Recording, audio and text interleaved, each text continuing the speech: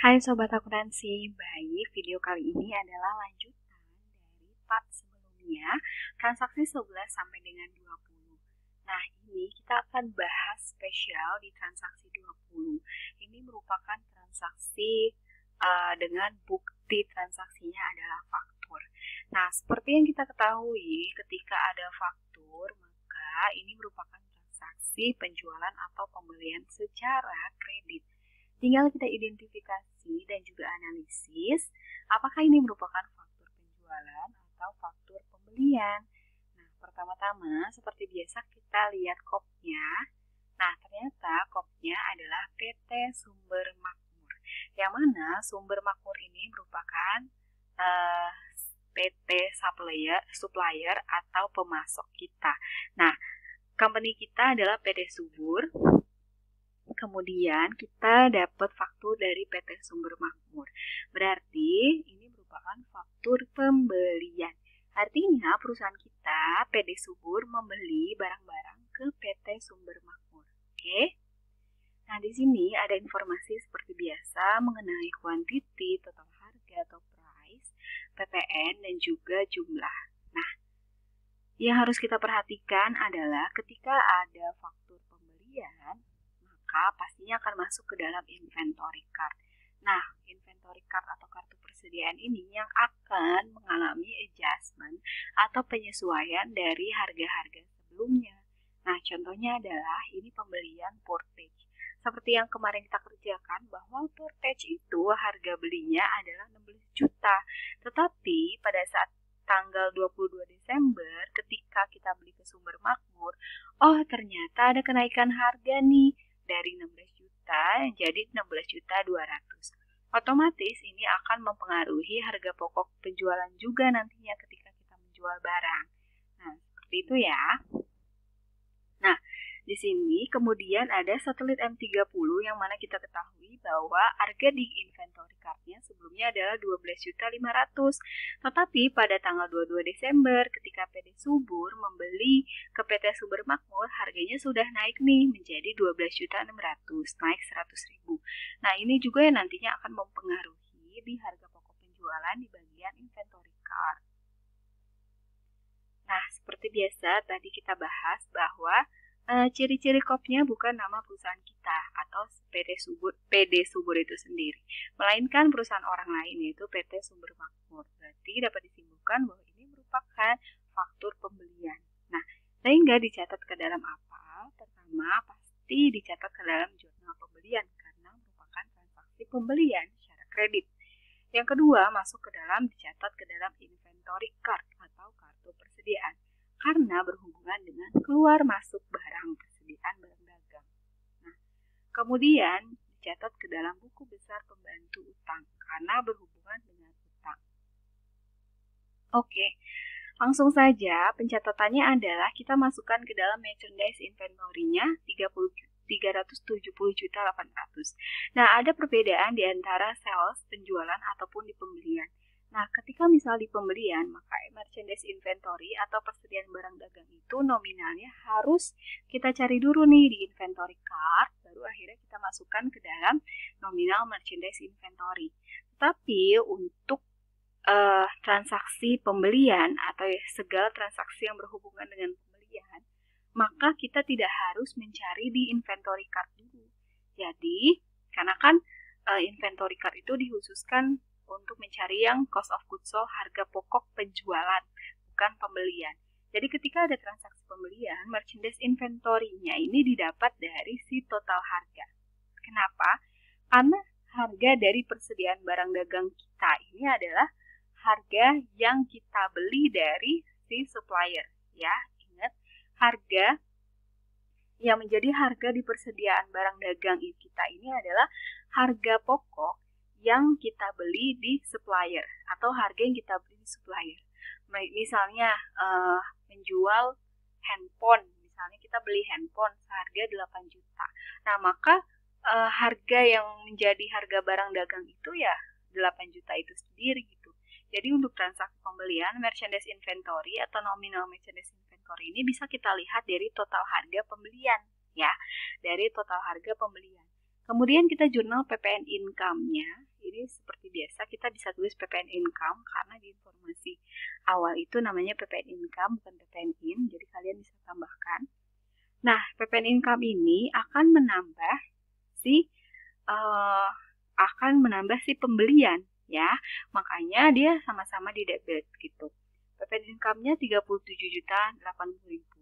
Maka kemudian accounts payable itu seperti biasa, total harga beli ditambah dengan PPN income. Atau, iya benar, atau kalau misalnya accounts receivable itu total harga jual ditambah dengan PPN outcome. Jadi untuk accounts payable atau utang dagang itu harga dari barang itu sendiri ditambah dengan PPN itu merupakan utang dagangnya. Oke. Ya, ini adalah jurnal secara gabungannya. Nah, kita perhatikan bahwa harga per unit di kartu persediaan itu pasti berubah karena ada perubahan harga di pembelian transaksi sebelumnya dengan transaksi sekarang. Seperti yang tadi Ibu jelaskan, misalnya si Portage ini transaksi sebelumnya 16 juta harganya. Tapi ketika kita beli di Sumber Makmur, naik nih jadi 16.200.000. Jadi otomatis nanti harga pembelian ataupun harga penjualan di kartu persediaan ini akan berubah menyesuaikan si pembeliannya. Jadi harga selalu berubah menyesuaikan pembelian. Oke, nah langsung saja kita catat ke dalam formatnya. Ini masukkan dulu ke dalam purchase journal, date-nya 22, evidence number-nya A17, kemudian description-nya adalah PT Sumber Makmur dengan inventory-nya 370.800.000, PPN income-nya 37.080.000, dan juga account payable-nya adalah 407.880.000. Selanjutnya kita masukkan ke dalam inventory card. Sebenarnya kalau kalian mau catat ke dalam buku besar pembantu dulu nggak apa-apa. Cuman ini Ibu mau catat ke dalam inventory card dulu supaya tidak lupa. Nah, oke, bisa kita lihat di sini. Pertama-tama kita spill dulu.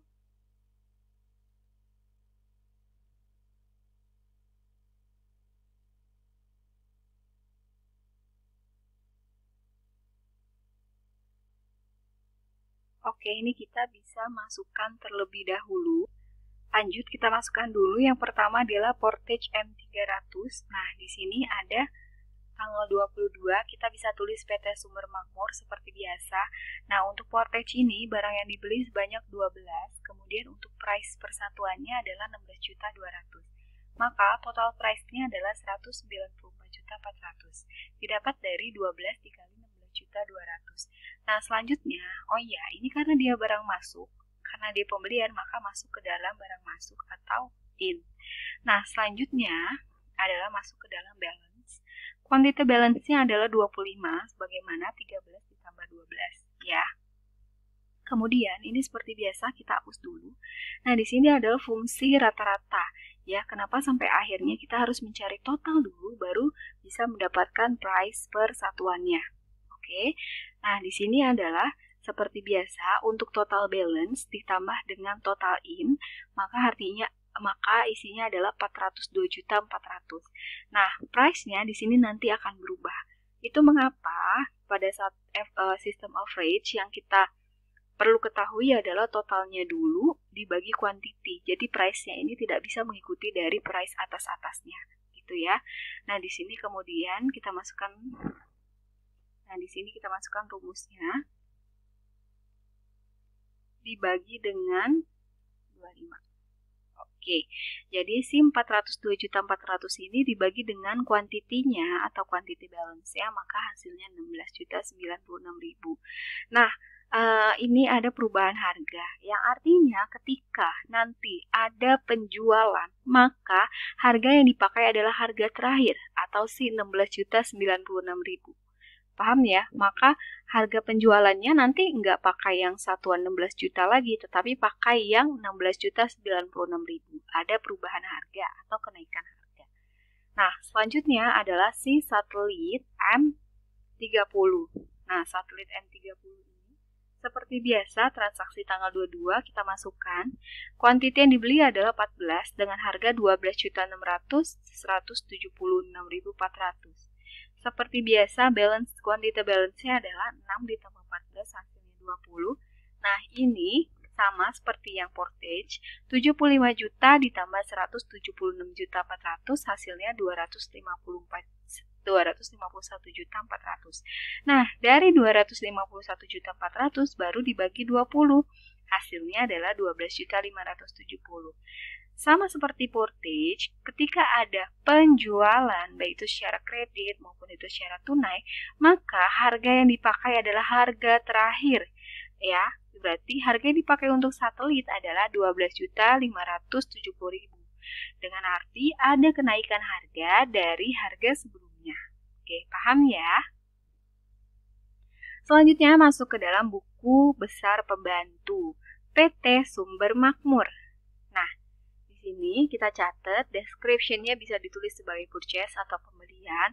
Kemudian account payable-nya di sini akan menambah, yaitu menambah di kredit sebesar 400.880.000, yang artinya tadinya sudah lunas, dia ngutang lagi, jadinya ada 400.880.000. Oke, itu saja penjelasan mengenai faktur pembelian dengan asumsi bahwa harga persatuannya itu berubah dari harga sebelumnya. Jadi, jangan lupa ya langkah-langkahnya. Apabila ada pertanyaan, bisa langsung menghubungi PJ atau kalian berikan komentar di kolom YouTube di bawah ini. Baik, terima kasih anak-anak. Assalamualaikum warahmatullahi wabarakatuh.